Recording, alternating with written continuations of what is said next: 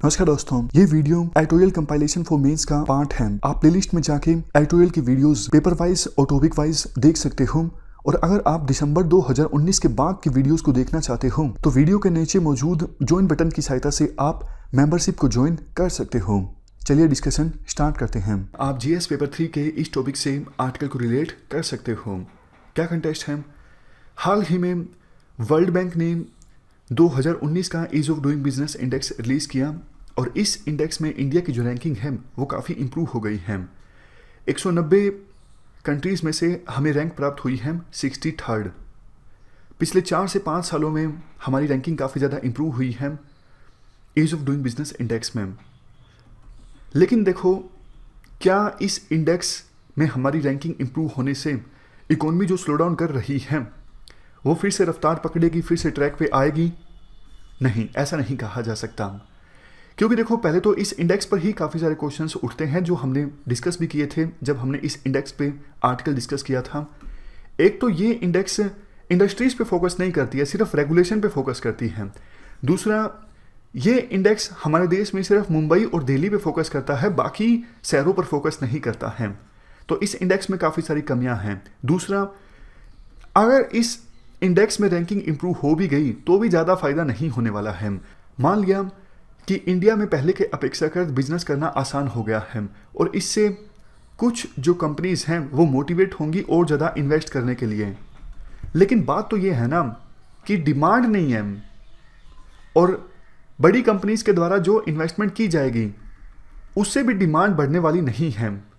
क्योंकि देखो, main reason ये है, हमारे देश में 70% जो पॉपुलेशन है वो आज के समय भी रूरल इलाकों में रहती है और 2008 के बाद से ही हमारे देश में एग्रीकल्चर ग्रोथ या तो देखो जीरो रही है या फिर नेगेटिव में रही है ऑलमोस्ट 6-7 सालों के लिए। मतलब एग्रीकल्चर सेक्टर में बहुत बड़ा स्ट्रेस है। अब देखो, एग्रीकल्चर सेक्टर में लगे हुए हैं 50% लोग और 70% रूरल इलाकों में रहते हैं। तो यहाँ के लोगों का जब इनकम लेवल बढ़ेगा ना, तब जाके डिमांड जनरेट होगी। अगर बिना डिमांड के कंपनीज इन्वेस्ट कर भी देती हैं तो उनका जो बिजनेस होगा वो सस्टेन नहीं कर सकेगा। तो सरकार को कोशिश ये करनी चाहिए, कुछ ऐसा करे कि रूरल इलाकों में जो लोग रहते हैं उनका इनकम लेवल बढ़े, तब जाके हमारी जो इकोनॉमी है वो फिर से पटरी पर आएगी। और ये कैसे पॉसिबल होगा? सरकार देखो नॉन फार्म जॉब्स पर ज़्यादा ध्यान दे। मतलब एग्रीकल्चर सेक्टर में तो देखो सरकार कोशिश कर रही है कि किसानों की जो इनकम है डबल की जाए और इसके लिए काफ़ी स्टेप्स उठाए भी गए हैं।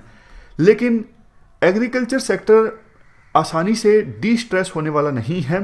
तो इसलिए रूरल इलाकों में नॉन फार्म जॉब्स पर सरकार ज़्यादा ध्यान दे। जैसे देखो, फूड प्रोसेसिंग इंडस्ट्रीज़, इस प्रकार की जो इंडस्ट्रीज़ हैं रूरल इलाकों में लगे, वहाँ के लोगों को रोज़गार मिले, उनका इनकम लेवल बढ़े। अगर ऐसा होता है तो रूरल इलाकों के लोग मार्केट में निकलेंगे चीज़ों को खरीदने के लिए, डिमांड बढ़ेगी और तब जाके कंपनीज अपनी प्रोडक्शन बढ़ा सकेंगी उस डिमांड की पूर्ति करने के लिए। अभी देखो, हमारे देश में जो इनकम है ना वो बहुत ज़्यादा अनइक्वली डिस्ट्रीब्यूटेड है। जो रूरल इलाकों में लोग रहते हैं 70%, उनके पास काफ़ी कम वेल्थ है, काफ़ी कम इनकम है, जबकि 30% लोग ऐसे हैं जिनके पास इनकम ज़्यादा है। अब देखो, दिवाली पे गाड़ियों की सेल्स होती हैं, अच्छी खासी होती हैं, तो इसका मतलब कुछ आइटम्स की तो सेल हो रही है ना। लेकिन कुछ प्रोडक्ट्स ऐसे हैं जिनकी सेल पहले की अपेक्षाकृत कम हुई है। जैसे पार्ले जी बिस्कुट का कहना था कि हमारे बिस्कुट कम बिक रहे हैं और उनके जो प्रोडक्ट बिकते हैं वो रूरल इलाकों में बिकते हैं। अब देखो, अर्बन एरियाज़ में पार्ले जी जो बिस्कुट हैं वो कम बिकते हैं, रूरल एरियाज़ में ज़्यादा बिकते हैं। तो रूरल एरियाज़ में लोगों का इनकम लेवल पहले के अपेक्षाकृत कम हुआ है, डिमांड कम है रूरल इलाकों में, इसी वजह से पार्ले जी के बिजनेस पर फर्क पड़ा है। अभी देखो, सरकार ने जो कॉर्पोरेट टैक्स को रिड्यूस करने का काम किया है, इससे तो वेल्थ और इनकम जो है वो और ज़्यादा अनइक्वल डिस्ट्रीब्यूटेड होगी। मतलब इससे फ़ायदा नहीं होने वाला है।